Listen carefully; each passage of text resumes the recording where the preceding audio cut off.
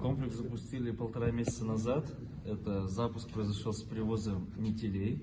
Нетели у нас с Татарстана, племенные, порода черно-пестрая, надой свыше 30 килограмм на голову в сутки. Суточный надой пока привез 1,5 тонны молока.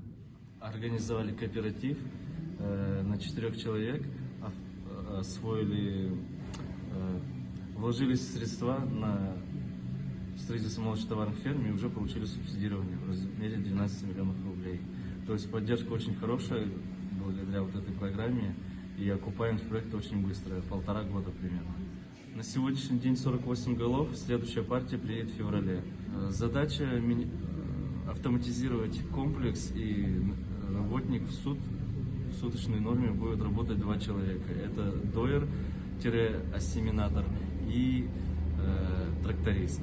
То есть все, больше нам сотрудников не требуется, и самое главное, ветврачи и кормление — это уже наемное, покупное, все полностью. 2 сотрудника посменно, то есть полмесяца 2 сотрудника, полмесяца еще 2 сотрудника. А они будут успевать, как думаете? Работы, Да, наверное, много здесь? Да, тут все автоматизированная раздача, корма покупные раздают уже соседние хозяйства, нам помогают, то есть это уже освобождает от труда.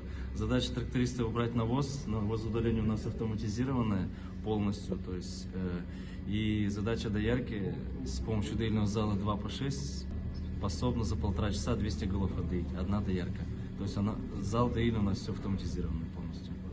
Молоко охлаждается сразу с помощью теплообменника и доводится до 15 градусов. В дальнейшем потом в танке охладителя охлаждается до 3 градусов. Оборудование уже все отечественное.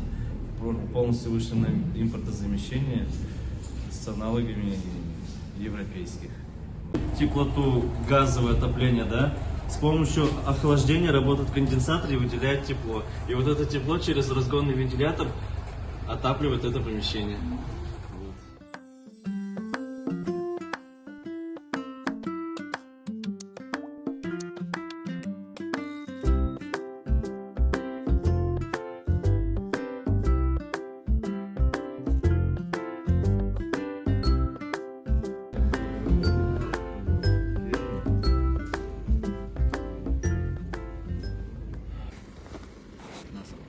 Rautattar Yuvadassa